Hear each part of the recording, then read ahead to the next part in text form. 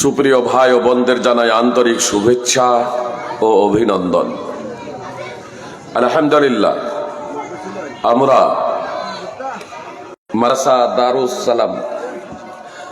মাদ্রাসা দারুস সালাম হরিপুরের বাৎসরিক জালসায় উপস্থিত হয়েছি। হরিপুর তথা আশেপাশে যে সমস্ত ভাই এবং বোন আছেন, যাদের কানে আওয়াজ পৌঁছাচ্ছে, তাদের কাছে বিনীত অনুরোধ, আপনারা পবিত্র কোরআন এবং সুন্নাহর কথা শোনার জন্য সম্ভব হলে আপনাদের জন্য যে বসার ব্যবস্থা করা হয়েছে, প্যান্ডেলের ব্যবস্থা করা হয়েছে, আপনারা আসুন। যদি কেউ এমন হন চলতে পারেন না, হাঁটুর সমস্যা আছে, অসুস্থ রোগী, তাহলে বলবো কান পেতে মনোযোগ দিয়ে কথাগুলো শুনুন।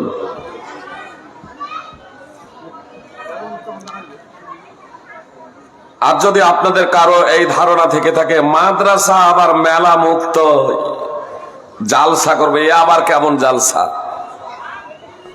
তো আপনাদের বলে এ জালসাই হলো আসলে ইসলামিক জালসা। আমরা আজ জালসা মানেই মেলা, জালসা মানেই মেলা দেখে আসছি বলে এটা ভাববেন না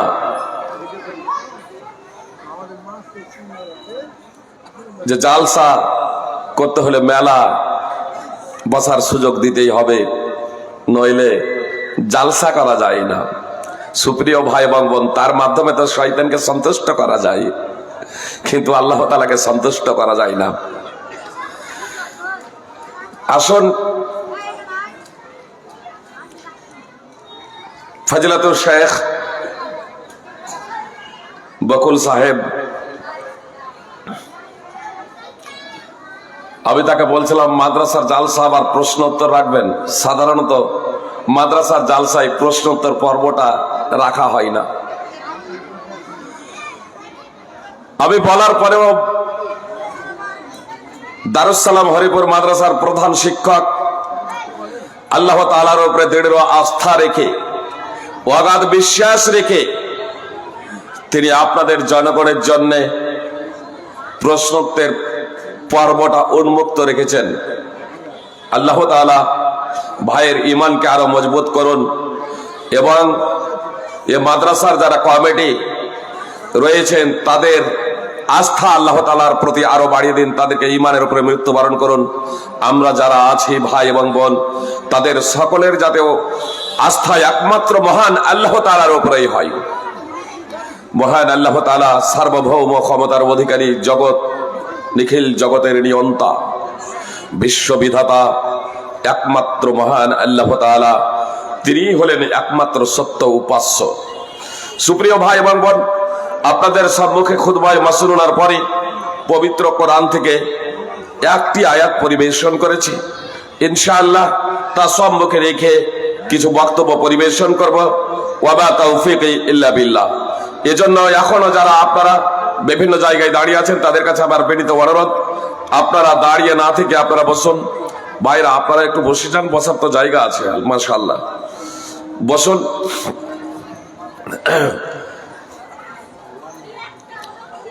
যে আমি আপনাদের সামনে একটি কোরআনের আয়াত তেলাওয়াত করেছি। এই আয়াত প্রসঙ্গে বক্তব্যের পরে পরে ইনশাআল্লাহ আপনারা আপনাদের সমস্যা সমাধানের লক্ষ্য উদ্দেশ্যে আপনারা জিজ্ঞাসা করতে পারেন। তবে একটাই বিষয় বলবো, একে অপরকে ছোট করার জন্য, একে অপরকে খাটো করার জন্য, অথবা আমাকে পরীক্ষা করার জন্য প্রশ্ন করবেন না। মূলত প্রশ্ন করবেন একমাত্র অজানা বিষয়কে জানার জন্য, তা জীবনে বাস্তবায়নের লক্ষ্য এবং উদ্দেশ্যে, একমাত্র আল্লাহ তাআলার সন্তুষ্টির জন্য। আসুন আপনাদের সামনে যে আয়াতটি তেলাওয়াত করেছি খুতবায়ে মাসনুনার পরে, সূরা তাওবা 9 নম্বর সূরার 71 নম্বর আয়াত। আল্লাহ তাআলা বলেন, ওয়াল মুমিনুনা ওয়াল মুমিনাতু বা'দুহুম আউলিয়াউ বা'দ। আর মুমিন পুরুষ ও মুমিন নারীরা একে অপরের বন্ধু।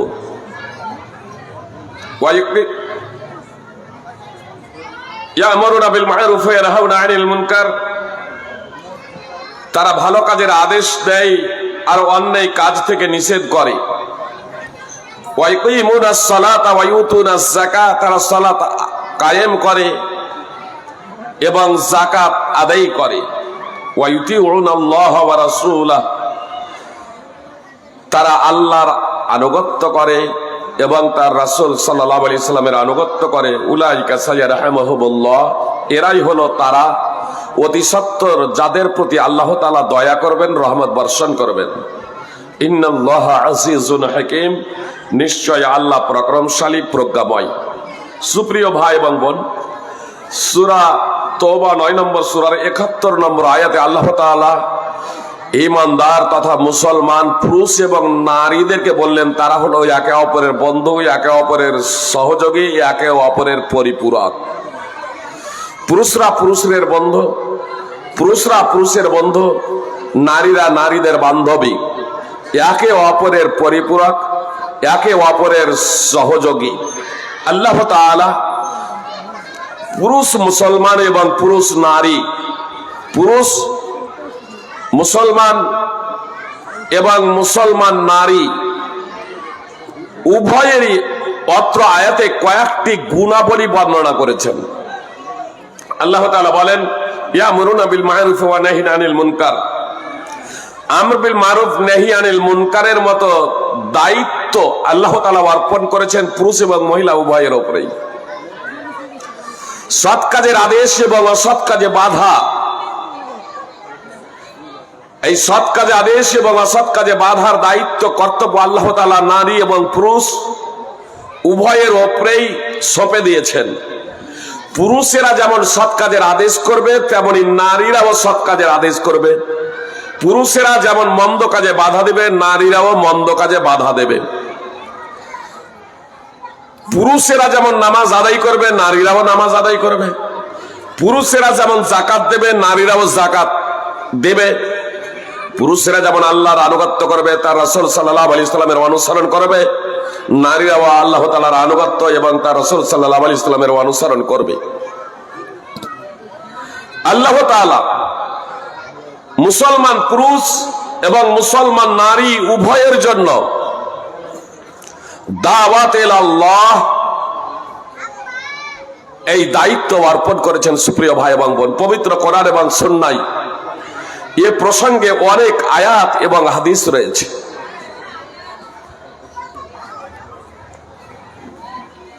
নারী শিক্ষার ব্যাপারে যদি পবিত্র কোরআনের এই আয়াতটি মাত্র থাকতো, নারী শিক্ষার ব্যাপারে যদি পবিত্র কোরআনে এই আয়াতটি থাকতো, তাহলে নারীদেরকে শিক্ষা দিতে হবে এই বোধটুকু প্রত্যেক মুসলমান উপলব্ধি করতে হবে। মুসলমানদের কোনো প্রকারের সন্দেহের অবকাশ নেই যে নারীদের শিক্ষা দেওয়া যাবে কি যাবে না। জি, 21 শতাব্দীতেও নারীরা যখন স্কুল কলেজ ইউনিভার্সিটিতে পড়ে, আমাদের অতটা হেলদোল নেই, মাথা ব্যথা নেই। যখন পুরুষদের শিক্ষার সাথে সাথে, ছেলেদের শিক্ষার সাথে সাথে মেয়েদের শিক্ষার ব্যবস্থা করা হয়, তখন আমরা কেউ কেউ মন্তব্য করে বসি অজান্তেই, এ আবার নতুন ফিতনা, এ নতুন ফিতনা চালু হলো কেন? মানে মাদ্রাসা মানে শুধু ছেলেরা পড়বে, মেয়েরা কেন পড়বে? মেয়েরা শিখে কি করবে? মেয়েদের শিখার কি প্রয়োজন? সুপ্রিয় ভাই এবং বোন, কথা খুব মনোযোগ দিয়ে শুনুন। আল্লাহ তাআলা যে বললেন, অত্র আয়াতে নারীদের গুণাবলী বর্ণনা করেছেন, যেমন পুরুষদের গুণাবলী বর্ণনা করেছেন। সৎ কাজের আদেশ এবং অসৎ কাজে বাধা প্রদান, সালাত কায়েম করা, নামাজ পড়া, যাকাত আদায় করা, আল্লাহ এবং তার রাসূল সাল্লাল্লাহু আলাইহি সাল্লামের আনুগত্য অনুসরণ। কোন পুরুষ, কথা মনোযোগ দিয়ে শুনুন, কোন পুরুষ জ্ঞানার্জন ছাড়া সৎ কাজের আদেশ এবং অসৎ কাজে বাধা প্রদান করতে পারে? কি বলছেন? পুরুষেরা সৎ কাজের আদেশ এবং অসৎ কাজে বাধা দিতে পারবে? জ্ঞানার্জন ছাড়া, বিদ্যাবর্জন ছাড়া। কোনটা সৎ আর কোনটা অসৎ জানে না, কোনটা ভালো মন্দ জানে না, আর সেই ব্যক্তি ময়দানে নেমে গিয়েছে, সেই ব্যক্তি দাওয়াত দিতে শুরু করেছে। আজকে অনেকেরই শখ যে আমি একটু মাইক্রোফোনের সামনে বক্তব্য রাখবো, জি, আর জনগণ তো সিংহভাগ আপনার শরীয়ত সম্পর্কে অজ্ঞ, শরীয়ত সম্পর্কে বিশেষ জ্ঞান রাখে না। এজন্য একটা সাধারণ লোক যখন মাইক্রোফোনের সামনে এসে বলতে শুরু করে, আর তারপরে যখন বলে যে কোরআনে অমুক সূরায় আছে, এত নম্বর সূরায় আছে, হাদিসে অমুক নম্বর হাদিসে এবং এত অমুক নম্বর হাদিস এবং এত নম্বর হাদিসে আছে, তখন জনগণ মনে মনে ভাবে যে ইনি তো দারুণ জানেন, ইনি তো দারুণ বুঝেন, অথচ এ বক্তের রেফারেন্সের সাথে প্রশ্নের কোনো সম্পর্কই নেই, জবাবের কোনো সম্পর্কই নেই। সুপ্রিয় ভাই এবং বোন, বক্তা প্রশ্নের জবাব দিতে গিয়ে যা বলছেন, আপনার জবাবের সাথে, প্রশ্নের সাথে জবাবের কোনো সম্পর্ক নেই, অত্র আয়াতে বা অত্র হাদিসে তার কোনো সম্পর্ক নেই। কিন্তু যেহেতু সূরা এবং আয়াত বলে দেওয়া হয়েছে, হাদিস এবং হাদিসের ক্রমিক নম্বর বলে দেওয়া হয়েছে, জনগণ মনে মনে ভাবছেন এ তো দারুণ জবাব। জি, অনেক আলেম ওলামা পারেন না, মুলবি মাওলানারা পারে না, এদের থেকে এরাই বেশি জানে।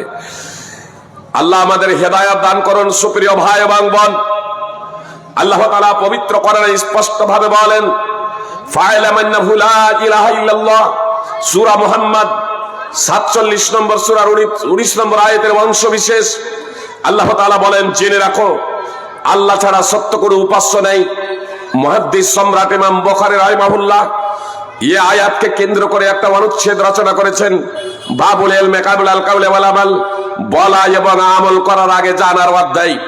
কিছু যদি বলতে হয়, কিছু যদি করতে হয়, আপনাকে সেই বিষয়ে জ্ঞান অর্জন করতে হবে, সেই বিষয়ে বিদ্যা অর্জন করতে হবে। যে মাইক্রোফোনের সামনে বক্তব্য রাখার আগে যে বিষয়ে বক্তা বক্তব্য রাখছেন তাকে ভালোভাবে জানতে হবে, তাকে ভালোভাবে বুঝতে হবে।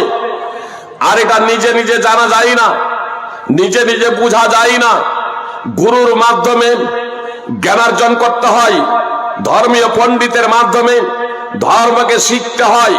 সুপ্রিয় ভাই এবং বোন, যে যে বিষয়ে পারদর্শী সেই বিষয়ে তার কাছে আপনাকে দীক্ষা নিতে হবে, শিক্ষা নিতে হবে। আপনি এমবিবিএস ডক্টর হতে চান আর মাধ্যমিক পড়াশোনা করেন নাই, বর্ণ জ্ঞান নেই, আপনি 1 কোটি টাকা ঘুষ দিয়ে এমবিবিএস এ আপনি ভর্তি হয়ে গেলেন, যে আপনি এমবিবিএস ডক্টর হতে পারবেন? কি বলছেন? ভর্তিতে হয়ে গেছেন 1 কোটি টাকা দিয়ে, যে আজকে ডিগ্রি কিনে পাওয়া যায়, আপনি ডিগ্রি পেয়ে যাবেন, ডিগ্রি পেয়ে যাবেন, কোনো সমস্যা নেই। কিন্তু আপনার MBBS doctor pass, MBBS doctor হওয়ার জন্য মাধ্যমিক পাস করা আবশ্যিক। তবে মাধ্যমিক পাসও যথেষ্ট নয়। আর আপনার তো বর্ণ জ্ঞানী নেই, আর তারপরে আপনি এমবিবিএস ডক্টর। সুপ্রিয় ভাই এবং বোন, কথা একটু মনোযোগ দিয়ে শুনুন। আপনার নিজে নিজে যেমন ডাক্তার হওয়া যায় না, ভালো অভিজ্ঞ ডাক্তার হওয়া যায় না, অনুরূপ ভাবে নিজে নিজে জ্ঞান অর্জন করা যায় না, বিদ্যা অর্জন করা যায় না।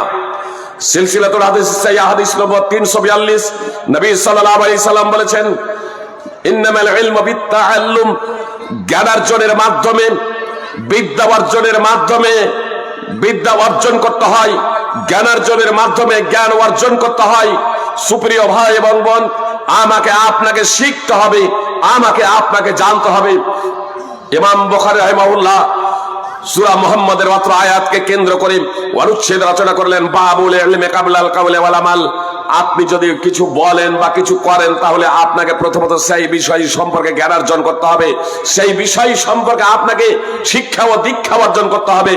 না জেনে শুনে কেউ যদি লা ইলাহা ইল্লাল্লাহ বলে তাহলে লাভটা কি? আমাদের মাননীয় মুখ্যমন্ত্রী মাঝে মাঝে বলেন না লা ইলাহা ইল্লাল্লাহ, লা ইলাহা ইল্লাল্লাহ মুহাম্মাদুর রাসূলুল্লাহ। তিনি কি মুসলমান? কি বলছেন? মুসলমান নয়। কেন মুসলমান নয়? তিনি জেনে বুঝে বলেন নাই। তো আমরা যদি জেনে বুঝে না বলি লা ইলাহা ইল্লাল্লাহ মুহাম্মাদুর রাসূলুল্লাহ, কালেমায়ে শাহাদাত আশহাদু আল্লা ইলাহা ইল্লাল্লাহ ওয়া আশহাদু আন্না মুহাম্মাদান আবদুহু ওয়া রাসূলুহু, যদি আমরা জেনে বুঝে যদি না বলি তাহলে আমরা কি মুসলমান হব? বলবেন ফাইজি সাহেব আমার মা বাবা মুসলমান, আমার নামটা মুসলমান। তো আমার মা বাবা যদি মুসলমান হয় আমার নামটা মুসলমানই হয়। তাহলে জেনে রাখুন মুহাম্মদ সাল্লাল্লাহু আলাইহি সাল্লাম বিখ্যাত নবী রাসূলের বংশে জন্মগ্রহণ করেছিলেন। ইসমাইল আলাইহিস সালামের বংশধর হচ্ছেন মুহাম্মদ সাল্লাল্লাহু আলাইহি সাল্লাম। সেই মুহাম্মদ সাল্লাল্লাহু আলাইহি সাল্লাম মের আপন চাচা আবু তালেব। এই আবু তালেব কুরাইশ বংশের, তাদের পূর্বপুরুষ হচ্ছে ইসমাইল আলাইহিস সালামের বংশধর। আবু তালেব নামটা মুসলমানি নাম। আমার ওস্তাদে মুহতারাম আব্দুল হামিদ আল ফাইজি হাফিজাহুল্লাহর একজন ছেলে ছিলেন আমার ক্লাস ফেলো আবু তালিব। তো এ হলো মুসলমান। আর মুহাম্মদ সাল্লাল্লাহু আলাইহি সাল্লামের আপন চাচা আবু তালেব এ হলো অমুসলমান, কাফের। তাহলে মুহাম্মদ সাল্লাল্লাহু আলাইহি সাল্লামের আপন চাচা কাফের, বিখ্যাত নবী রাসূলের ঘরে জন্মগ্রহণ করার পরে কাফের, আর মুসলমান ঘরে জন্মগ্রহণ করার পরে মুসলমান।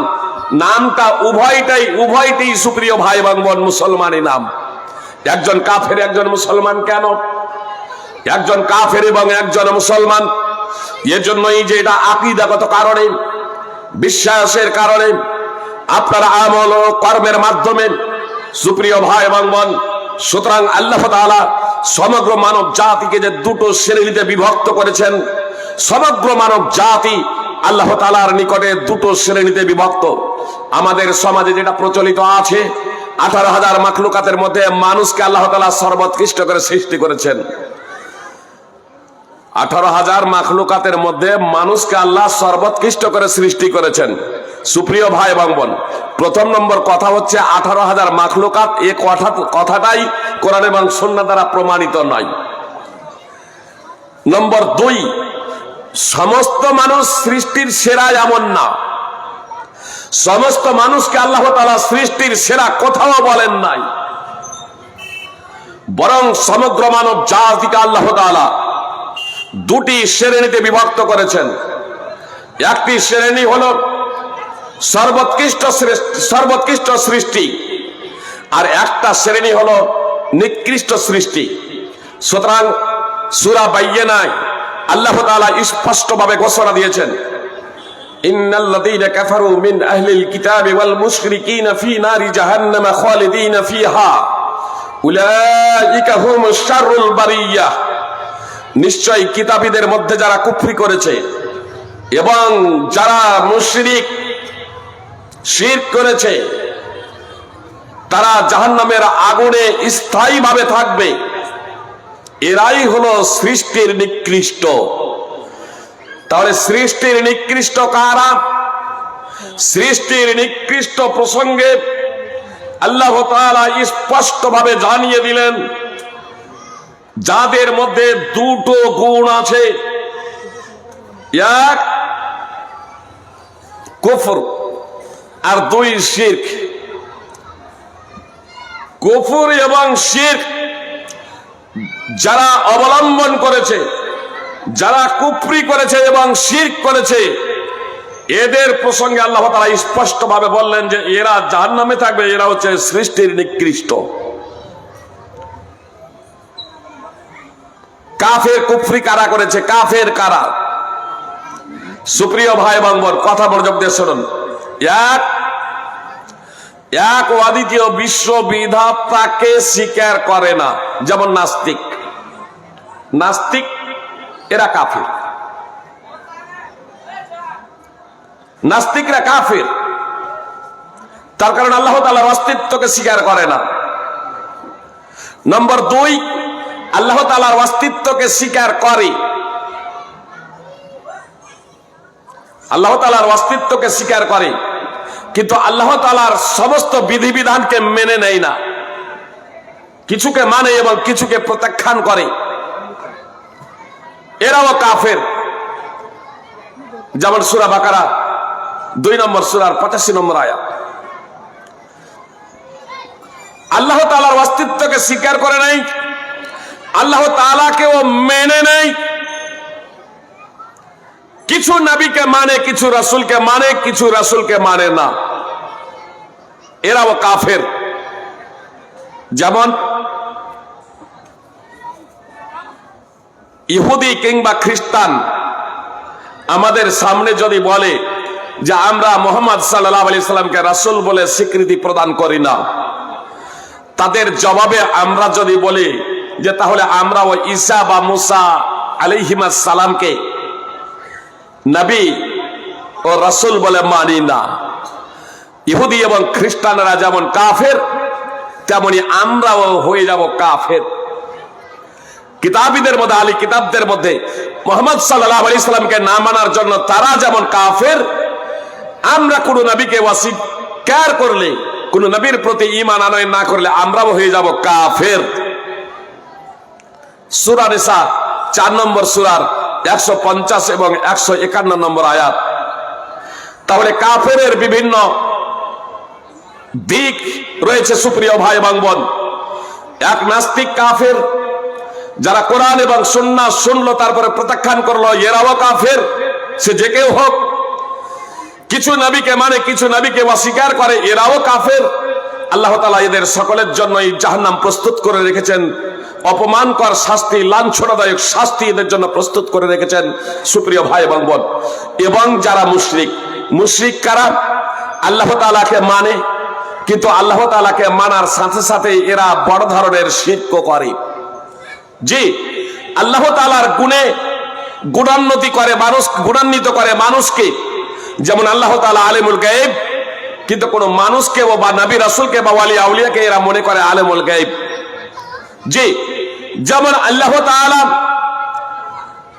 নিকট এবং দূর থেকে, যেমন আল্লাহ তাআলা সর্বজ্ঞ, আল্লাহ তাআলা সার্বভৌম ক্ষমতার অধিকারী, আল্লাহ তাআলা নিয়ন্তা, প্রতিপালক, তিনি কারো মুখাপেক্ষী নন, সকলেই তার মুখাপেক্ষী। এখন কোন মানুষ যদি মনে করে ওয়ালি আউলিয়া যাদের ইন্তেকাল হয়ে গেছে তারা এবং মুহাম্মদ সাল্লাল্লাহু আলাইহি সাল্লাম ইন্তেকালের পরে কবর থেকে উপকার এবং অপকার করতে পারে, তাহলে এরাও হলো মুশরিক। শুধু যারা মূর্তি পূজা করে, প্রতিমা পূজা করে, পৌত্তলিক যারা, শুধু তারাই মুশরিক নয়। চন্দ্র সূর্যের পূজা যারা করে শুধু তারাই মুশরিক নয়, বরং আল্লাহ ছাড়া যারা অন্যের উপাসনা করে, পূজা করে, এরা সবাই মুশরিক। আল্লাহ তাআলা তাওহীদ প্রতিষ্ঠার জন্যই মূলত আমাদেরকে সৃষ্টি করেছেন এবং শিরকের মূলোৎপাটনের জন্যই আমাদেরকে সৃষ্টি করেছেন। সুপ্রিয় ভাই এবং বোন, একত্বের প্রতিষ্ঠার জন্য, একমাত্র আল্লাহর ইবাদতের জন্য আল্লাহ তাআলা আমাদেরকে সৃষ্টি করেছেন। আল্লাহ তাআলা স্পষ্ট ভাবে বলেন, ওয়া মা খালাকতুল জিন্না ওয়াল ইনসা ইল্লা লিয়াবুদুন, আমি মানুষ এবং জিনকে সৃষ্টি করেছি একমাত্র আমার ইবাদতের জন্য, একমাত্র আমার তাওহীদের জন্য, একত্বের জন্য। সূরা জারিয়াত 51 নম্বর সূরা 56 নম্বর আয়াত। আর আল্লাহ তাআলা এর জন্য এই পৃথিবীতে নবী রাসূল প্রেরণ করেছিলেন। আল্লাহ বলছেন, ওয়ালাকাদ বাসনা ফি কুল্লি উম্মাতিন রাসূলান আন ইবুদুল্লাহ ওয়াজতানিবুত তাগুত, আমি প্রত্যেক জাতির মধ্যে নবী রাসূল প্রেরণ করেছি এই মর্মে যে একমাত্র আল্লাহর ইবাদত করবে এবং তাগুতকে বর্জন করবে। তাগুত বলা হয় আল্লাহ ছাড়া যারা উপাসনা, ইবাদত, পূজা করা হয় সেগুলো হলো তাগুত। তো তাগুতকে বর্জন করার জন্য এবং একমাত্র আল্লাহর ইবাদতের জন্য আল্লাহ তাআলা পৃথিবীতে নবী রাসূল প্রেরণ করেছিলেন প্রত্যেক উম্মতের মধ্যে। সূরা নাহল 16 নম্বর সূরার 36 নম্বর আয়াতের অংশ বিশেষ। সুপ্রিয় ভাই এবং বোন, কথা খুব মনোযোগ দিয়ে শুনুন। আল্লাহ স্পষ্ট ভাবে জানিয়ে দিলেন যে সৃষ্টি হচ্ছে মানুষ হলো সর্বোৎকৃষ্ট সৃষ্টি কিংবা নিকৃষ্ট সৃষ্টি। এটা জন্মগত কারণে নয়, রূপ সৌন্দর্যের মাধ্যমে নয়, বরং এটা আকীদা এবং বিশ্বাসের কারণে, আমলের কারণে, কর্মের কারণে, আকীদা এবং বিশ্বাসের মাধ্যমে হয় আপনি সর্বোৎকৃষ্ট কিংবা সৃষ্টির নিকৃষ্ট। তো সৃষ্টির নিকৃষ্ট প্রসঙ্গে আল্লাহ তাআলা স্পষ্ট ভাবে বললেন, নিশ্চয়ই যারা কিতাবীদের মধ্যে কুফরি করেছে এবং মুশরিক, এরা জাহান্নামে স্থায়ীভাবে থাকবে, এরাই হলো সৃষ্টির নিকৃষ্ট। এরা মানুষ রূপী পশু থেকে অধম, দেখতে মানুষের মতো, মানুষ রূপী, কিন্তু এদের প্রসঙ্গে আল্লাহ বলছেন এরা পশুর থেকে অধম। সুতরাং আল্লাহ তাআলা সূরা আরাফে বলেন, ওয়ালাকাদ যারা'না লিজাহান্নামা কাসীরাম মিনাল জিন্নি ওয়াল ইনস লাহুম কুলুবুন লা ইয়াফকাহুনা বিহা ওয়া লাহুম আ'য়ুনুন লা ইউবসিরুনা বিহা ওয়া লাহুম আযানুন লা ইয়াসমাউনা বিহা উলাইকা কাল আনআম। আল্লাহ তাআলা স্পষ্ট ভাবে বলেন, আমি অনেক মানুষ এবং জিনকে সৃষ্টি করেছি জাহান্নামের জন্য। সুপ্রিয় ভাই এবং বোন, সূরা জারিয়াতের আয়াতে একটু আগে আপনাদের সামনে তেলাওয়াত করলাম যে আল্লাহ মানুষকে কেন সৃষ্টি করেছেন। আল্লাহ মানুষ এবং জিনকে সৃষ্টি করেছেন একমাত্র তার ইবাদতের জন্য, তাই না? যেমন আল্লাহ বলেন, ওয়া মা খালাকতুল জিন্না ওয়াল ইনসা ইল্লা লিয়াবুদুন। আল্লাহ বলছেন আমি মানুষ এবং জিনকে কেবলমাত্র এজন্যই সৃষ্টি করেছি যে তারা আমারই ইবাদত করবে। তো অত্র আয়াতে যে আল্লাহ বলছেন সূরা আরাফের আয়াতে যে আমি অনেক মানুষ এবং জিনকে সৃষ্টি করেছি জাহান্নামের জন্য, আসলে অনেক মানুষ এবং জিন জাহান্নামে যাবে। আল্লাহ তাআলা সমস্ত মানুষকেই তো একমাত্র তার ইবাদতের জন্য সৃষ্টি করেছিলেন। আর ইবাদতের জন্য সৃষ্টি করে আল্লাহ তাআলা মানুষ এবং জিনকে ইখতিয়ার দিয়েছেন, স্বাধীনতা দিয়েছেন। আল্লাহ তাআলা বলেন, ইন্না হাদাইনাহুস সাবিলা ইম্মা শাকিরা ওয়া ইম্মা কাফুরা। সূরা দাহর ৭৬ নম্বর সূরার ৩ নম্বর আয়াত। আল্লাহ বলছেন, নিশ্চয়ই আমি মানুষকে সুপথ প্রদর্শন করেছি, হেদায়েত দিয়েছি। অতঃপর সে কৃতজ্ঞ হবে, শুকরিয়া আদায় করবে, অথবা অকৃতজ্ঞ হবে, না শুকরি করবে।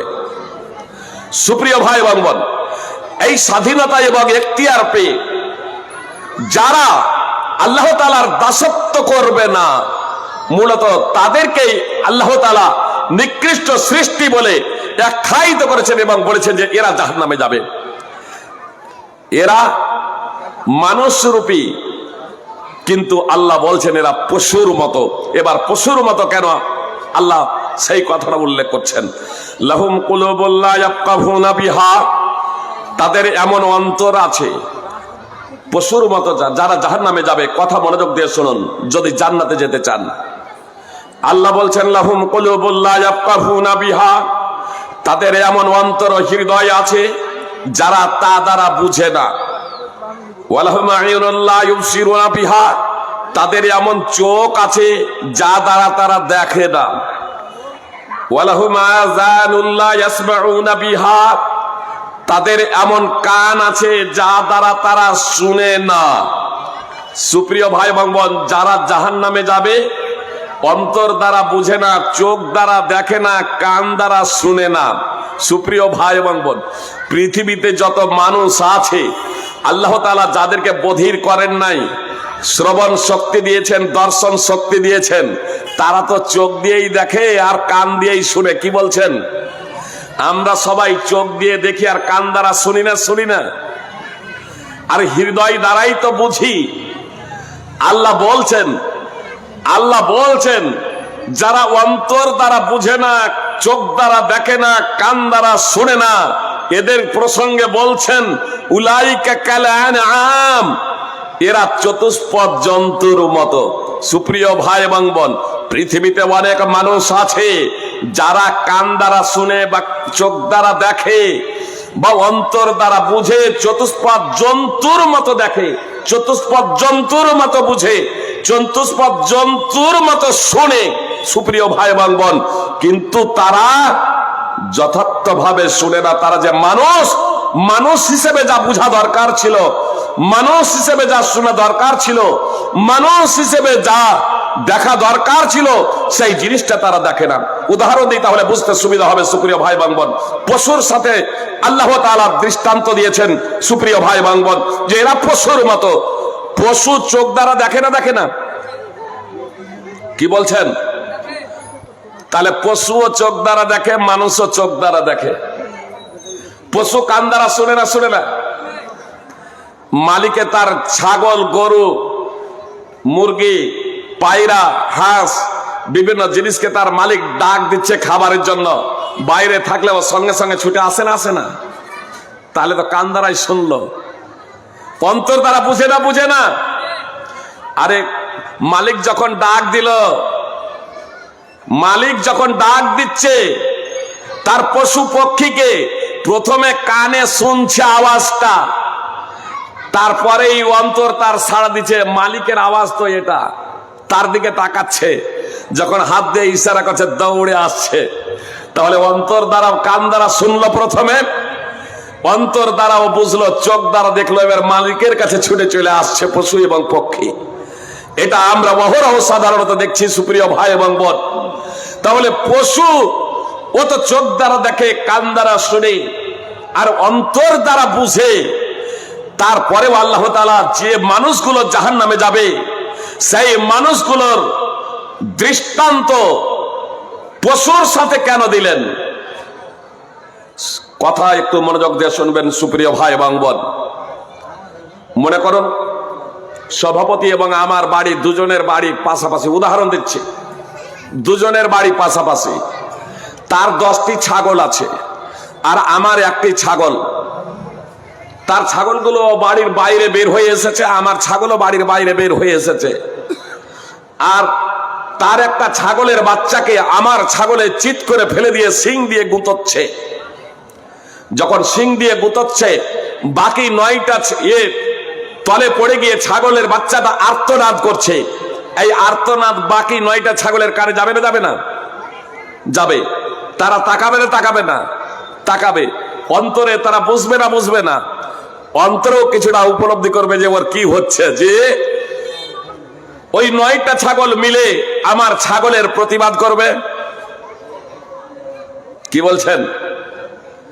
ওই 9টা ছাগল মিলে ওই ছাগলটাকে বাঁচাবে? কি বলছেন?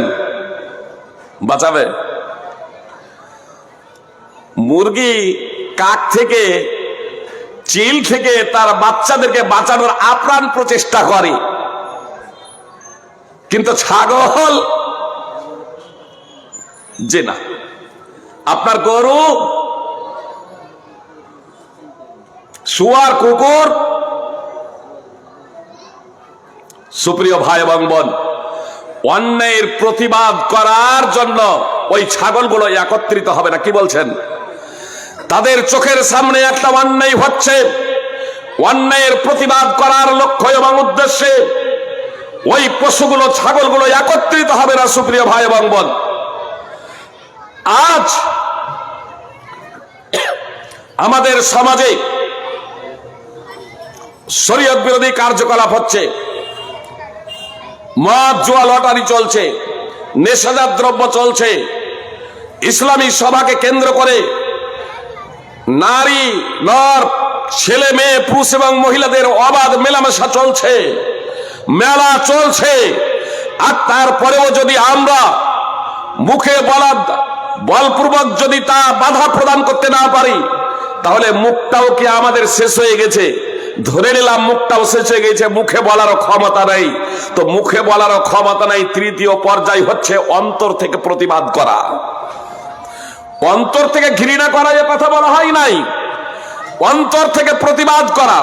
সহিহ মুসলিম হাদিস নম্বর 50, মুহাম্মদ সাল্লাল্লাহু আলাইহি সাল্লাম বলছেন, যখন শরীয়ত বিরোধী কার্যকলাপ দেখবে, মান জাহাদাহুম বিয়াদিহি ফাহুয়া মুমিন, যে কেউ হাতের দ্বারা তথা শক্তির দ্বারা প্রতিবাদ করবে সে হলো ইমানদার মুসলমান।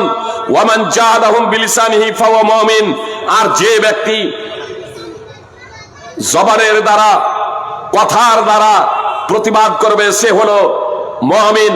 ওয়া মান জাহাদাহুম বিকলবিহি ফাহুয়া মুমিন, আর যে ব্যক্তি অন্তরের দ্বারা বাধা দেবে, প্রতিবাদ করবে। এখানে শব্দ ব্যবহার করা হয়েছে জাহাদা, ইউজাহিদু মুজাহাদাতান। যে জিহাদ শব্দটি এখানে ব্যবহার হয়েছে, অন্তরের দ্বারা জিহাদ।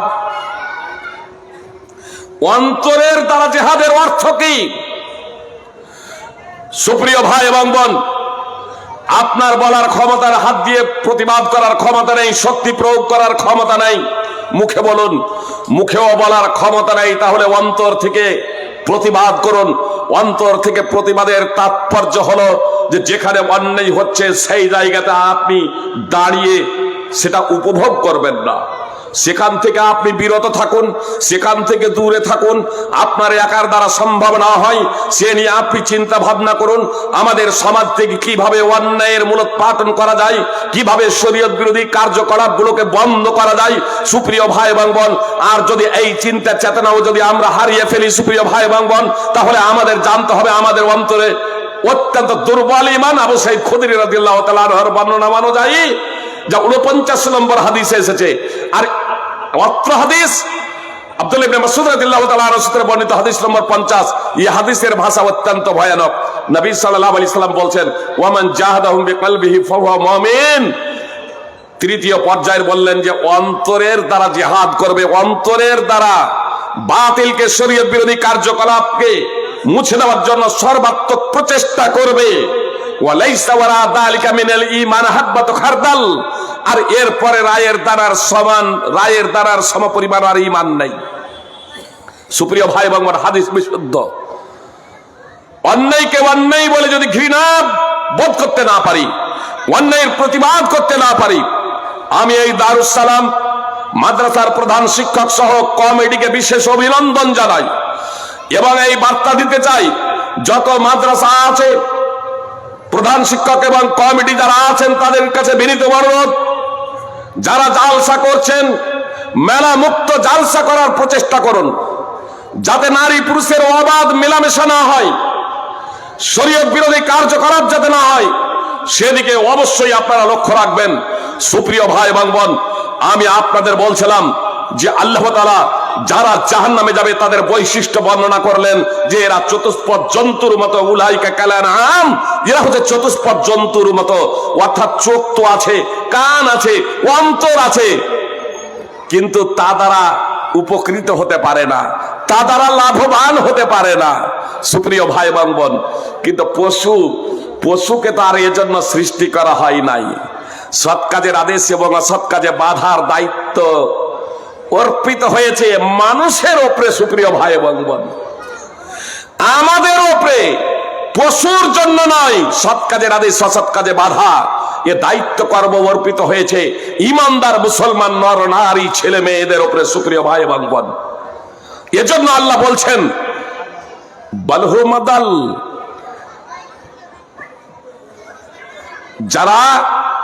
যাদেরকে বললেন সূরা আরাফ 7 নম্বর সূরার 179 নম্বর আয়াতে, যে অন্তর দ্বারা যারা বুঝে না, চোখ দ্বারা দেখে না, কান দ্বারা শুনে না, প্রথমে বললেন এরা চতুষ্পদ জন্তুর মতো, তারপর বলছেন বালহু মাদাল, বরং চতুষ্পদ জন্তু থেকে এরা গুমরা, চতুষ্পদ জন্তু থেকে এরা ভ্রষ্ট।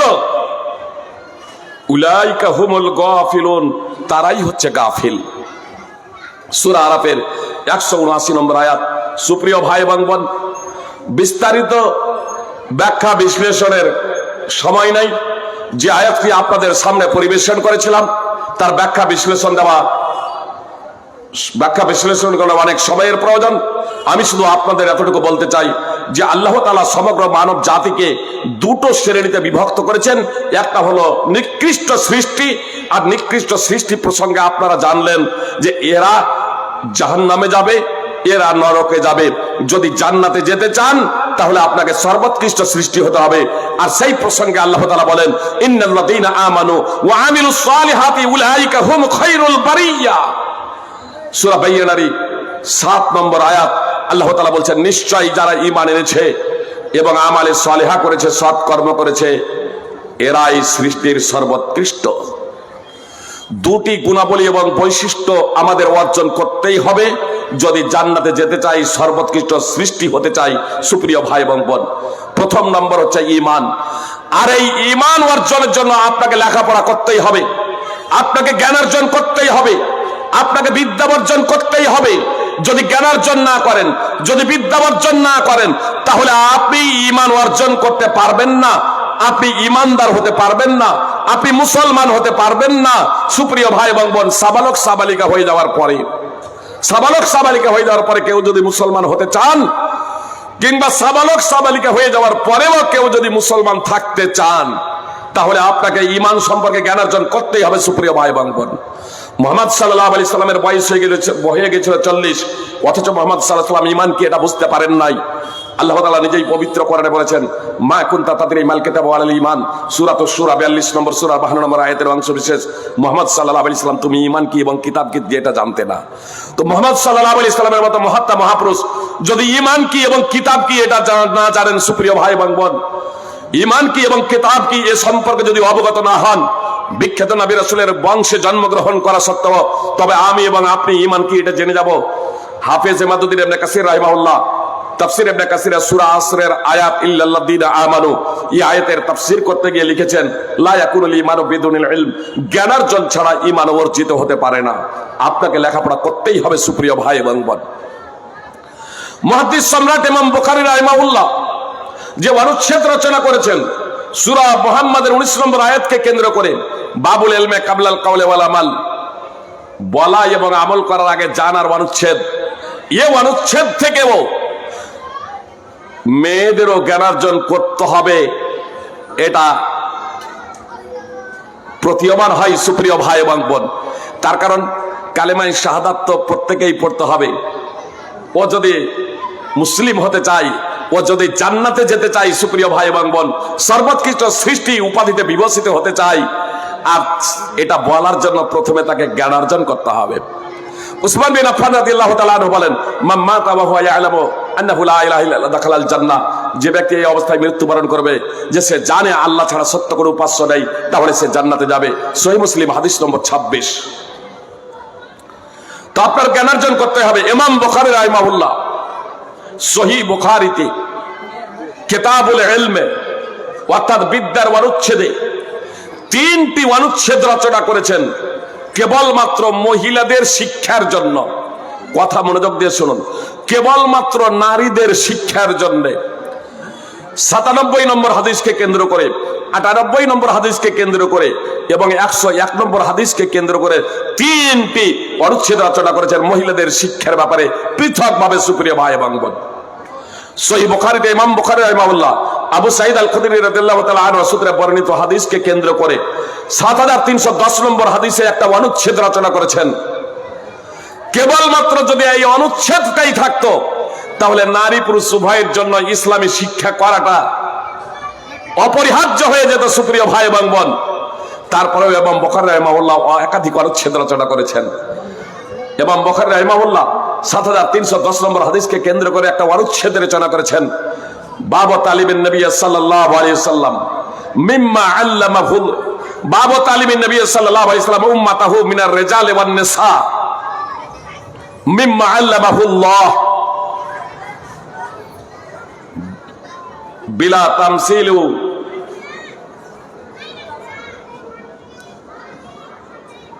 ওয়ালা বিলা রায়ু ওয়ালা বিতামসিল, বিলা তামসিল ওয়ালা বিরাই।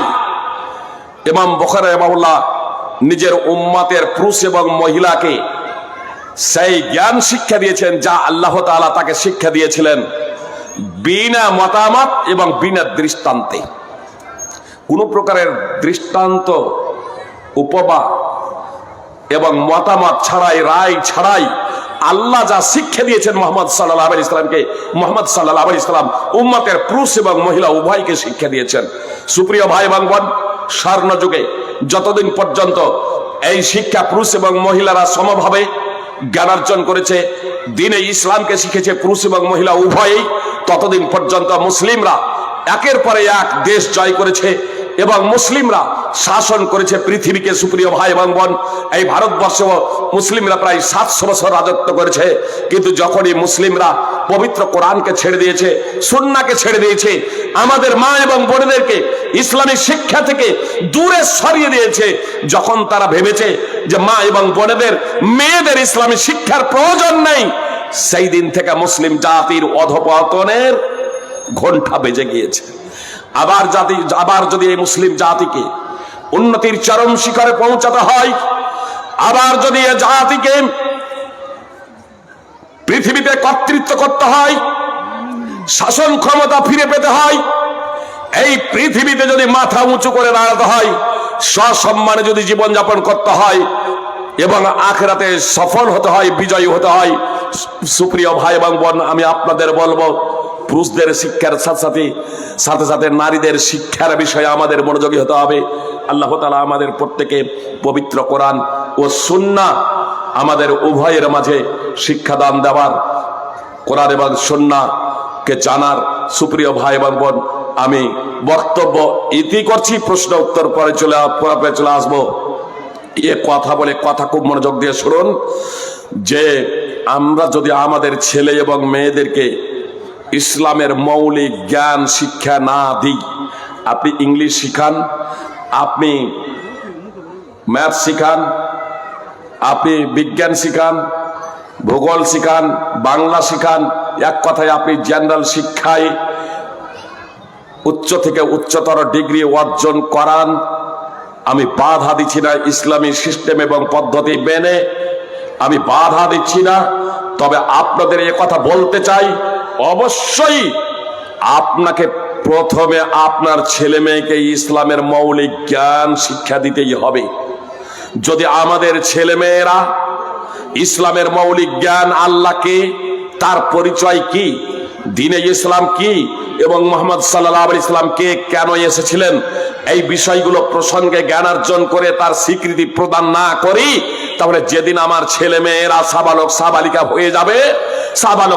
হয়ে যাবে, তারা অমুসলিম হয়ে যাবে। আপনা আপনি নামটা যতই মুসলমানি রাখেন, আর যতই তার জন্মের 7 দিনে আকিকা করেন, আর যতই মুলবি মাওলানা নিয়ে এসে তার জানাজার নামাজ পড়ান, কোশ্চেন কালেও জান্নাতে যাবে না। সুপ্রিয় ভাই এবং বোন, এটা আমার কথা নয়, ইমান বিধ্বংসী, ইসলাম বিধ্বংসী 10টি কারণ আছে, তার মধ্যে 10 নম্বর কারণ, বড় বড় 10টি কারণ আছে, তার মধ্যে 10 নম্বর কারণ আল ইরাদান দীনিল্লাহ ওয়ালা ইয়াতাআল্লামুহু ওয়ালা ইয়ামালু বি। আল্লাহ তাআলা আমাদের প্রত্যেককে দ্বীনে ইসলামকে যথার্থভাবে জানার এবং বাস্তবায়ন করার তৌফিক দান করেন। আমরা যাদের প্রত্যেকেই দ্বীনে ইসলামকে যথার্থভাবে নিজেরা শিখতে পারি, ছেলে মেয়েদের শিক্ষা দিতে পারি। আপনাদের হরিপুরে, আপনাদের এলাকায় দারুস সালাম নিয়ে এসেছে ছেলে এবং মেয়ে, কচি কাচারা, ছেলেদের সাথে মেয়েরাও যাতে ইসলামী শিক্ষায় শিক্ষিত হতে পারে। আল্লাহ তাআলা ভাইদের উদ্দেশ্যকে সফল করুন। সুপ্রিয় ভাই এবং বোন, এখানে বক্তব্য সমাপ্ত করছি। আসসালামু আলাইকুম। ওয়ালাইকুম আসসালাম। যারা প্রশ্ন দেবেন মনে করছেন, একটু তাড়াতাড়ি দেন। যারা প্রশ্ন দেবেন, প্রশ্ন করার যাদের ইচ্ছা আছে, আপনারা দেরি না করে তাড়াতাড়ি প্রশ্ন করবেন। যে কোনো ব্যাপারে আপনারা প্রশ্ন করতে পারেন, যেহেতু প্রশ্ন করবো রাখা হয়েছে, যে কোনো ব্যাপারে জানার দরকার থাকলে আপনারা বলতে পারেন। আচ্ছা, আসসালামু আলাইকুম। দিনের ব্যাপারে বলবেন, ধর্মের ব্যাপারে বলবেন। যে রমজান মাসে উমরা করতে যদি যায়, তবে সিয়ামের বিধান কি? রমজান মাসে উমরা করতে গেলে সিয়ামের বিধান কি? সুপ্রিয় ভাই এবং বোন, আসলে কেউ যদি, মানে আমাদের ভারত থেকে কেউ যদি উমরায় যায়, তাহলে সে হয়ে যাচ্ছে মুসাফির। বুঝতে পেরেছেন? তাহলে 4 দিনের কম যদি থাকেন, তাহলে তখন সফরের অবস্থায় 4 দিনের যখন বেশি, আপনার সাধারণত যারা উমরা করতে যান 13, 14, 15 দিন নিয়ত করেন সেখানে থাকার জন্য। তো যখন সেখানে যখন পৌঁছে যাচ্ছেন, তখন আর মুসাফির আপনার থাকছেন না, মুকিম হয়ে আছে। এর অর্থ এই নয় যে আপনাকে সেই রোজাটা সফরের অবস্থায় না রাখেন তো রাখতে হবে না, এমনটি না। আপনি যদি সফরের অবস্থায় না রাখেন, তাহলে পরবর্তীতে আপনাকে কাজা আদায় করতে হবে। কিন্তু যে সমস্ত ভাইয়েরা উমরা করতে যাচ্ছেন, যেহেতু আপনার 14 দিন 15 দিনের নিয়াত করে ফেলছেন, আপনার মকিব হয়ে যাচ্ছেন। এজন্য বাড়িতে যেমন থাকলে রোজা রাখতে হয়, ওখানে উপস্থিত হওয়ার পরেও আপনাদেরকে সেই সমস্ত রোজা পালন করতে হবে। অবশ্য যখন সফরে যখন থাকছেন, যতক্ষণ পর্যন্ত সফর মানে গাড়িতেই থাকছেন, পথেই থাকছেন, আপনি যদি ইচ্ছা করেন যে আমি এই সফরের দিনটাতে রোজা শুরু হয়ে গেছে, অথচ আপনি যদি মনে করেন এই সফরের দিনে রোজা রাখবো না, তাহলে আপনার রোজা ছাড়ারও অনুমতি আছে। আর যদি রাখবো মনে করেন, তাহলে আপনি রাখতে পারেন, কোনো সমস্যা নেই। সাহাবায়ে কেরাম সফরের রোজা রাখতেন, আবার রোজা ছেড়েও দিয়েছিলেন। জি। আচ্ছা, 2 নম্বর প্রশ্ন হচ্ছে যে শায়েখ, আমরা দুনিয়াবি শিক্ষা ছেলে মেয়েদের দিয়ে আল্লাহর কাছে জান্নাত আশা করছি, অযথা অথচ ছেলে মেয়েরা দিনের ধার ধারে না। আপনার মতামত জানতে চেয়েছি। সুপ্রিয় ভাই এবং বোন, আমার বক্তব্য প্রায় চলে এসেছে। সৃষ্টি 2 প্রকারের, সর্বোৎকৃষ্ট সৃষ্টি আর নিকৃষ্ট সৃষ্টি। নিকৃষ্ট সৃষ্টি যারা, তারা জাহান্নামে যাবে, এটা আল্লাহ বলে দিয়েছেন। সূরা বাইয়ানার 6 নম্বর আয়াত তাফসীর সহ দ্রষ্টব্য। আর সর্বোৎকৃষ্ট যারা, তারা জান্নাতে যাবে, এ কথাও আল্লাহ বলে দিয়েছেন। পবিত্র কোরআনে অনেক আয়াত আছে। সূরা বাইয়ানা 98 নম্বর সূরার 7 এবং 8 নম্বর দ্রষ্টব্য। আর সর্বোৎকৃষ্ট সৃষ্টি হওয়ার জন্য 2টো গুণ অন্তত দরকার। একটা হলো ঈমান। ঈমান, মুসলিম ঘরে জন্মেছে আজীবন মুসলমান থাকবে এমনটি না। আসলে আমাদের এই ধারণাটাই ভুল। নূহ আলাইহিস সালাম একজন নবী রাসূল, বিখ্যাত। তার একটা ছেলে কাফের ছিল না? ছিল না? কি বলছেন? তাহলে নবীর ঘরে জন্মগ্রহণ করে নবী না হলে অন্তত মুসলমান হবে না? হবে না? কাফের হলো কেন? নূহ আলাইহিস সালাম তার ছেলেকে বাঁচাতে পারবেন না? সুপ্রিয় ভাই এবং বোন, জাহান্নামে যাবে। নূহ এবং লূত আলাইহিস সালামের একজন স্ত্রী আপনার জাহান্নামে যাবে। তাদের আকীদা কুফর হওয়ার কারণে জাহান্নামীদের সাথে তারাও জাহান্নামে প্রবেশ করবে। সুপ্রিয় ভাই এবং বোন, অনুরূপ ভাবে আমার আপনার সন্তান, আমি যে বললাম যে আমার আপনার সন্তানকে আমি যদি ইসলামের মৌলিক আকীদা শিক্ষা না দিই, ঈমানকে শিক্ষা না দিই, ইসলামকে শিক্ষা না দিই, আল্লাহ তাআলার পরিচয় যদি তাকে না জানাই, মুহাম্মদ সাল্লাল্লাহু আলাইহি সাল্লাম সম্পর্কে যদি তাকে অবগত না করাই, তাহলে শুধু আল্লাহ বলাটা বা না জেনে শুনে লা ইলাহা ইল্লাল্লাহ বলাতে তার কোনো লাভ হবে না। আর মৌলবি মাওলানার জানাজা পড়াতেও তার কোনো উপকারে আসবে না। সুপ্রিয় ভাই এবং বোন, এজন্য আপনাদেরকে বলবো, অবশ্যই আপনি জানরা ইসলামী জ্ঞান দেন। তারপরে আপনি, আমি বলছি না যে কোরআনের হাফিজ আপনাকে প্রত্যেকেই করতে হবে, আমি বলছি না যে কোরআন এবং হাদিসের মহাপণ্ডিত প্রত্যেকেই হতে হবে, এ কথা বলছি না। ইসলামের মৌলিক যে জ্ঞান, মৌলিক জ্ঞান, এই জ্ঞান প্রত্যেক মুসলমানের জন্য অপরিহার্য কর্তব্য। মুসলমান থাকার জন্য একটা উদাহরণ দিই, বুঝতে আপনাদের সুবিধা হবে। 4-5 বছর বয়সে আমাদের অনেক ছেলে মেয়েদের আধার কার্ড করা হয়েছে না? হয় নাই? আপনার ভারতীয় সংবিধান অনুযায়ী সাবালক সাবালিকা হওয়ার আগেই আপনার 16-17 বছর বয়সে যদি ওই আধার কার্ডটা পাসপোর্ট বানানোর জন্য দেওয়া হয় বা অফিস আদালতে শো করা হয়, তাহলে ওই আধার কার্ডটা চলবে তো? কি বলছেন? চলবে? আধার কার্ড চলবে না। আধার কার্ডটা চলবে না, আপনাকে ওই আধার কার্ডটা আবার আপডেট করতে হবে। যে ওই আধার কার্ডটা আপডেট করতে হবে। তো মুসলিম ঘরে যারা জন্মেছে আর অমুসলিম ঘরে যারা জন্মেছে, জন্মগত কারণে কোনো পার্থক্য নেই। সুপ্রিয় ভাই এবং বোন, এ প্রসঙ্গে কোরআন এবং হাদিসে একাধিক দলিল আছে। জন্মগত কারণে, সৃষ্টিগত কারণে এবং রূপ সৌন্দর্যের মাধ্যমে আমরা সবাই সমান।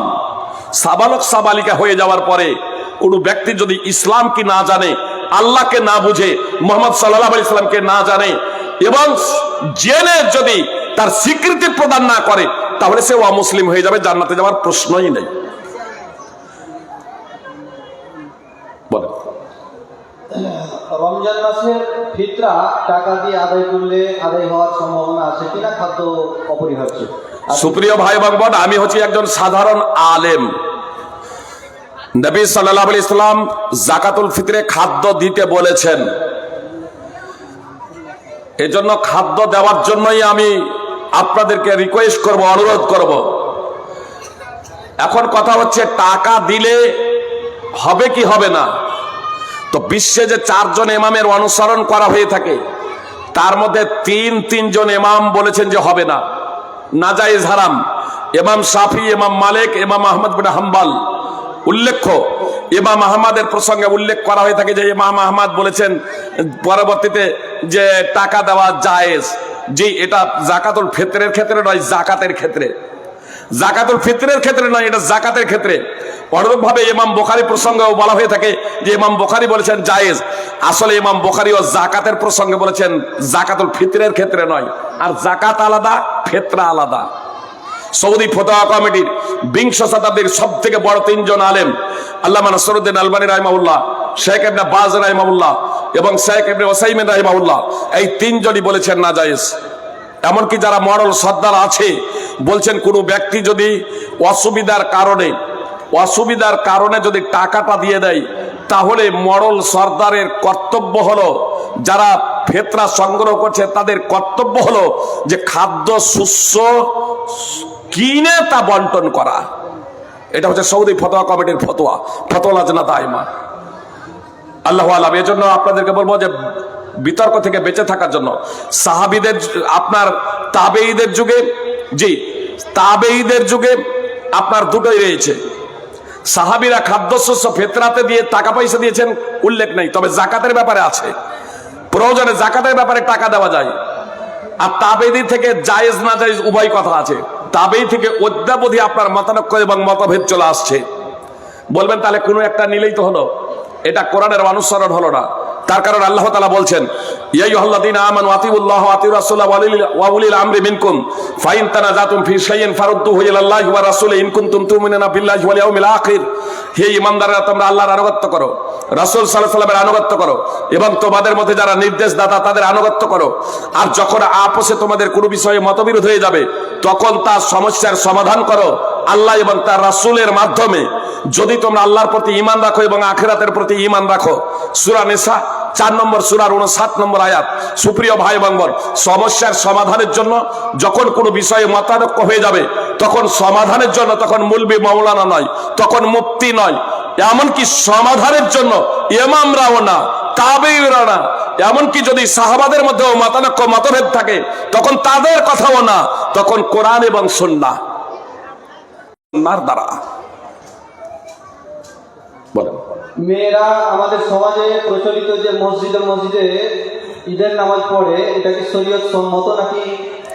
সুপ্রিয় ভাই এবং বোন, মেয়েরা মসজিদে ঈদের নামাজ পড়বে এর কোনো প্রমাণ নেই, না রাসূল সাল্লাল্লাহু আলাইহি সাল্লাম থেকে, না সাহাবা থেকে, না তাবেঈন থেকে, না তাবেঈন থেকে,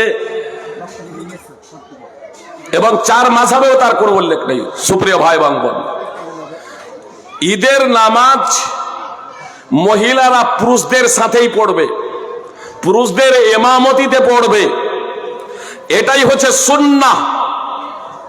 পুরুষদের ইমামতিতে মহিলারা ঈদের নামাজ পড়বে, এটা হচ্ছে সুন্নাহ। এখন কথা হচ্ছে মহিলারা পৃথক ঈদের নামাজ পড়তে পারে কিনা, আর তার উপরে আবার মসজিদে। জি, মসজিদ কেন? আমার শেখ মাহফুজুর রহমান হাফিজাহুল্লাহকে প্রশ্নই করেছিলাম, বলে মসজিদ কেন? ফরজ নামাজি তো মেয়েদের মসজিদ থেকে বাড়িতে উত্তম, আর ঈদের নামাজের ক্ষেত্রে ঈদ মাঠে পুরুষ এবং মহিলা, সেখানে আবার মেয়েদের মসজিদে নামাজ। আবার ঈদের নামাজের জন্য মাযহাবি হানাফি বেরেলি এদের নিকটে আপনার মহিলাদের আর ঈদের নামাজই নাই। জি, সৌদি আরবের বিখ্যাত মুফতি শেখ উসাইমিন রাহিমাহুল্লাহ বলছেন, মেয়েদের পৃথকভাবে নামাজ পড়াটাই বেদাত। ঈদের নামাজ, মেয়েদের পৃথকভাবে ঈদের নামাজ পড়াই বেদাত।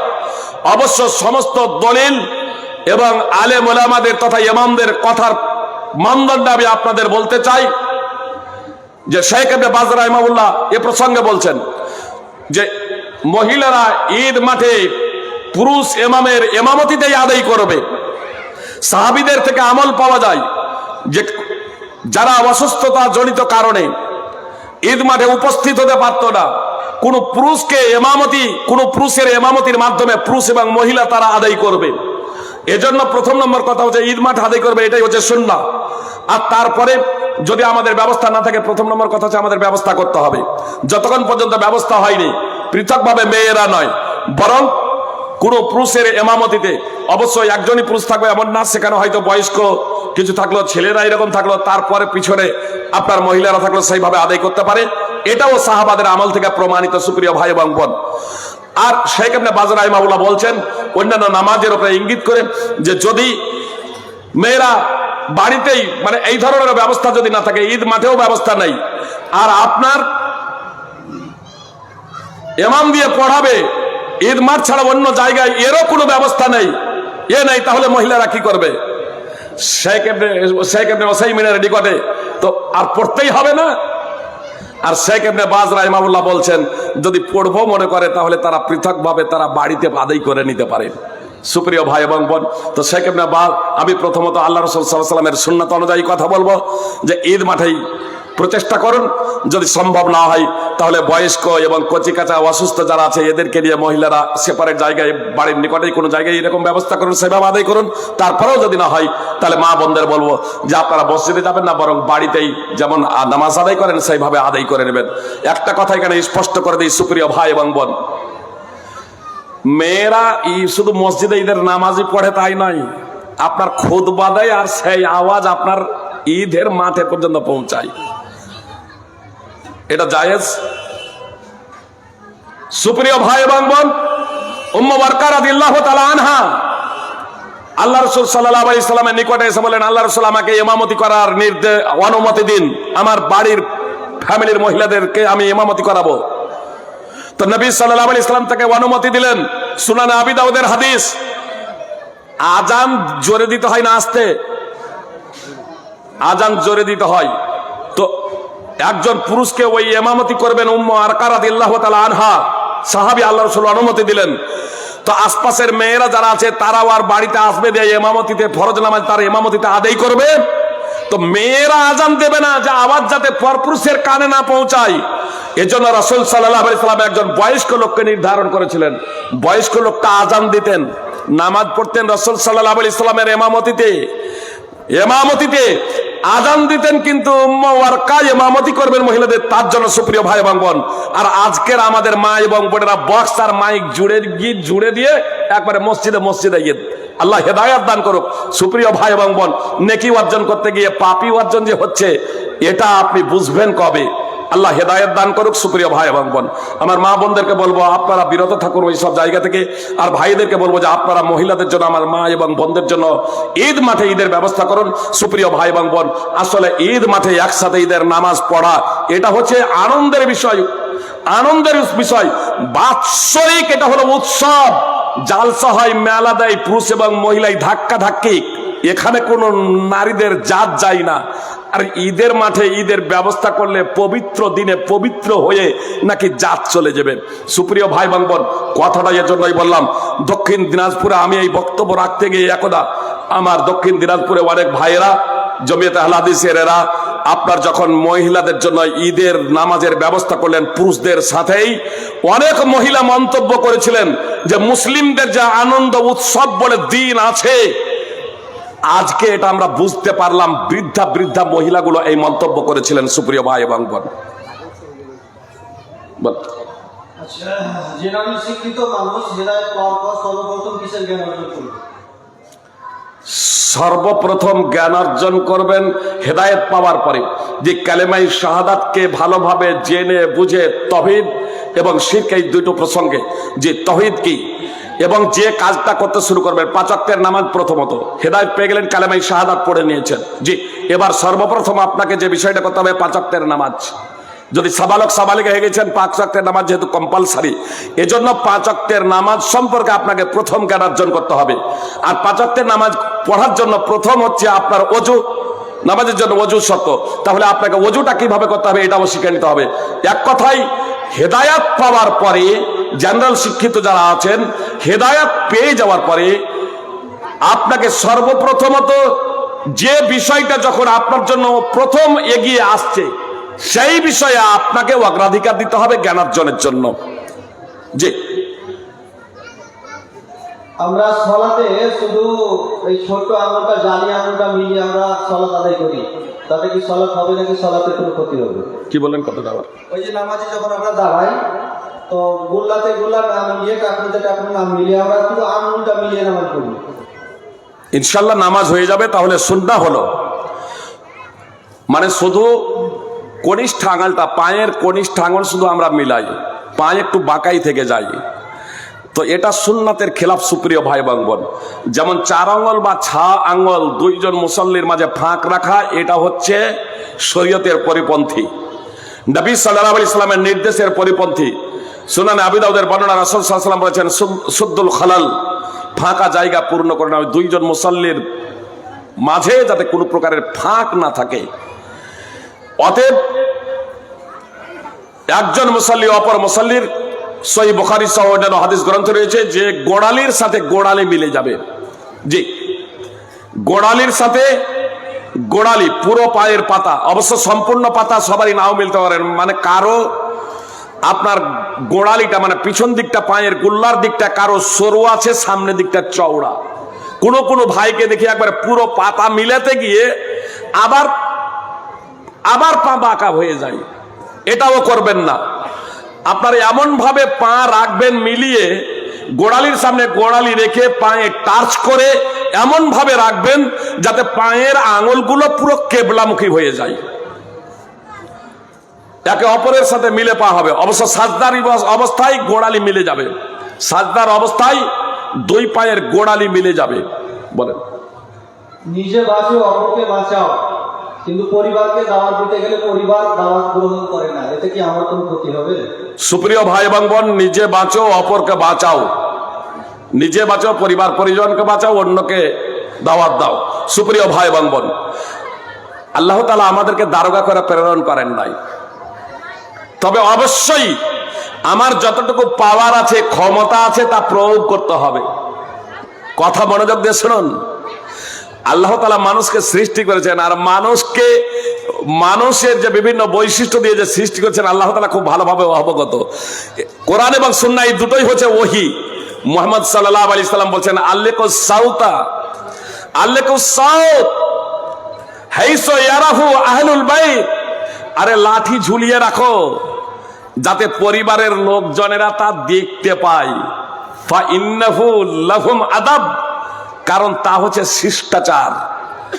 আজকে তো স্কুলে মাদ্রাসায় মার তো দূরের কথা, একটু যদি বকা ঝকা যদি করা হয় তাহলে বকলে কেন, প্রশাসনের পক্ষ থেকেও নিষিদ্ধ, আর বাপ মায়ের পক্ষ থেকে একদম তেড়ে চলে আসে। গত কয়েকদিন হলো ডাক্তাররা বলছিলেন, কয়েকজন ডাক্তার, আবার একজন মেম্বারও ছিলেন ওর মধ্যে, উনিও ডাক্তার, তো বলছেন ফাইজি সাহেব কি বলবো, মাধ্যমিক দিয়ে দিয়েছে তো ফর্ম ফিল আপ করতে আসছে, মাধ্যমিক দিবে ফর্ম ফিল আপ করতে আসছে, তো নিজের নামটাও লিখতে পারে না। দেখছেন না আপনার অত্যন্ত লজ্জাজনক বিষয়, আপনার স্করপিও বোলেরোতে আপনার মাধ্যমিক পরীক্ষা দিয়ে যাচ্ছে, আর তারা কত নকল যে করেছে সব গোটা রাস্তা একদম নোংরা করে চলে যাচ্ছে। নাম লিখবে কি করে সুপ্রিয় ভাই এবং বোন? জি, মার বিদ্যা আমরা ভুলে গেছি, এর অর্থই মারতে হবে এমন না, মারার সার্বিকভাবে প্রয়োজন নেই। একটা মানুষ এরকম জানবে যদি আমি বদমাশি যদি করি, বদনামি যদি করি, তাহলে ডান্ডার প্রয়োজন হবে। সুপ্রিয় ভাই এবং বোন, পুলিশ কেন রাখা হয়েছে, মিলিটারি সৈন্য কেন রাখা হয়েছে? যাতে মানুষ যাতে বদমাশি যাতে না করে। জি, চোর ডাকাত ছিনতাইকারী সন্ত্রাসী জঙ্গিদেরকে দমন করার লক্ষ্য এবং উদ্দেশ্যে। অনুরূপ ভাবে ছেলে মেয়ে যদি বদমাশি করে, এরা যদি অসদাচরণ করে, তাহলে তার জন্য এই ডান্ডা। যে মুহাম্মদ সাল্লাল্লাহু আলাইহি সাল্লাম বললেন তোমরা লাঠি ঝুলিয়ে রাখো, সেই মুহাম্মদ সাল্লাল্লাহু আলাইহি সাল্লাম, জি, আনাস রাদিয়াল্লাহু তাআলা আনহু বলছেন, রাসূল সাল্লাল্লাহু আলাইহি সাল্লামের খিদমতে 10 বছর ছিলাম, নবী সাল্লাল্লাহু আলাইহি সাল্লাম কখনো কোনো বিষয় আমাকে পর্যন্ত বলেননি, কোনো কাজের প্রসঙ্গে কখনো বলেনি এটা কেন করনি বা এটা কেন করেছো। মারা তো দূরের কথা, জি, প্রয়োজন হলে একটু আদবের মার দিতে হবে সুপ্রিয় ভাই এবং বোন, কিন্তু এমন মার নয়। কোনো শিক্ষক যেমন আছেন একবার দাগকে বসিয়ে দেন, এটাও আপনার সঠিক নয়, এটাও শিক্ষা এবং আদর্শের পরিপন্থী। ফল কথা, প্রশ্ন হচ্ছে, যদি আমার পরিবার যদি ইসলাম অনুযায়ী না চলে, তাহলে কি আমার কোনো সমস্যা নেই? যে আপনার সমস্যা নেই, আপনি দায়িত্ব মুক্ত। আল্লাহ বলছেন, ইন্নাকা লা তাহদি মান আহবাবতা ওয়ালাকিন্নাল্লাহ ইয়াহদি মান ইয়াশা। মোহাম্মদ সাল্লাল্লাহু আলাইহি সাল্লামকে সম্বোধন করে আয়াত অবতীর্ণ করে দিয়েছিলেন। সুপ্রিয় ভাই বোন, আমার আপনার কর্তব্য হচ্ছে মানুষের সংস্কার এবং সংশোধন করা, উত্তম পন্থায় তাদের ভুলগুলো শুধরে দেওয়া, যার যতটুকু যেখানে ক্ষমতা চলবে তাকে সেখানে ততটুকু ক্ষমতা প্রয়োগ করতে হবে। যে আমার ছেলে যদি স্কুলে না যায়, টেনে হিঁচড়ে বিছানা থেকে উঠিয়ে দিচ্ছি, আর ফজরের নামাজের ক্ষেত্রে একটা ডাক দিয়েই ছেড়ে দিলাম, তাহলে এতে আমার নিজের ইমানের দুর্বলতা আছে। স্কুল না যাওয়ার জন্য তখন একটা থাপ্পড় দিচ্ছি, কাজ না করার জন্য তখন তাকে না বকাঝকা করছি, তখন শক্তি প্রয়োগ করছি। কিন্তু দিন শিক্ষার জন্য একবার বললাম যাবি যা, না যাবি না যা। দিনকে আপনাকে প্রাধান্য দিতে হবে, দিনকে আপনাকে প্রাধান্য দিতে হবে যদি আপনি প্রকৃত ইমানদার হতে চান। বল, আমরা প্রশ্ন শেষ পর্বে চলেছি। শেষ প্রশ্ন হচ্ছে, যারা মদ রোজা রাখে না, বেনামাজি, তাদের ক্ষেত্রে নেওয়া যাবে কি? সুপ্রিয় ভাই এবং বোন, যারা রোজা রাখে না, মদ খায়, যারা রোজা রাখে না, মদ খায়, বেনামাজি, তারা যদি ফিতরা দেয়, সুপ্রিয় ভাই এবং বোন, আমি বলবো যদি অমুসলমানও যদি দেয় তাহলে লেন এবং দরিদ্রদের মাঝে বন্টন করেন। ফিতরার দুটো উদ্দেশ্য রাসূল সাল্লাল্লাহু আলাইহি সাল্লাম বর্ণনা করেছেন। এক, রোজাদারের অশ্লীল কথাবার্তা, অন্যায় অশ্লীল কাজ এবং কথাবার্তা থেকে পবিত্রকরণের জন্য। আমি রোজা রেখেছি, আমার দ্বারা অনিচ্ছাকৃত ভাবে বা সাধারণ ভাবে কোনো যদি ত্রুটি বিচ্যুতি হয়ে গেছে, তো এই ত্রুটি বিচ্যুতি থেকে আমার রোজাকে পবিত্রকরণ। এক, তুহরাতাল লিসাইম মিনাল লাগবি ওয়ার রাফাস, অনর্থক কথাবার্তা এবং অশ্লীল কাজকর্ম থেকে রোজার পবিত্রকরণ। ওয়া তু'মাতাল লিল মাসাকিন, এবং মিসকিন, অসহায়, নিঃস্ব, দরিদ্র, গরিবদের খাদ্য স্বরূপ। তো যদি অমুসলিমও যদি ফিতরা দেয় তাহলে খাদ্য হবে না, হবে না গরিবদের? জি, তো মডেল সর্দারদের বলবো যে অমুসলিমও যদি দেয় আপনার মানুষ প্রতি 2.5 কিলো করে খাদ্য, প্রায় 3.5 কিলো করে, মানে 6টা হচ্ছে আসলে একটা পাত্র।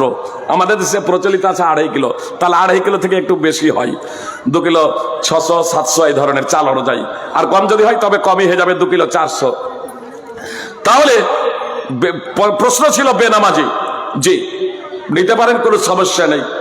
তবে বেনামাজি যাতে এটা না ভাবে, মদ্যপায়ী এবং বেরোজাদার যাতে এটা না ভাবে যে এর মাধ্যমে আমি জান্নাতে চলে যাব। আপনার শাস্তি কত হবে জানেন? আরে রোজা রাখার পরেও সূর্য অস্তমিত না হওয়ার আগেই যারা পানাহার করে নাই, তাদের প্রসঙ্গে রাসূল সাল্লাল্লাহু আলাইহি সাল্লাম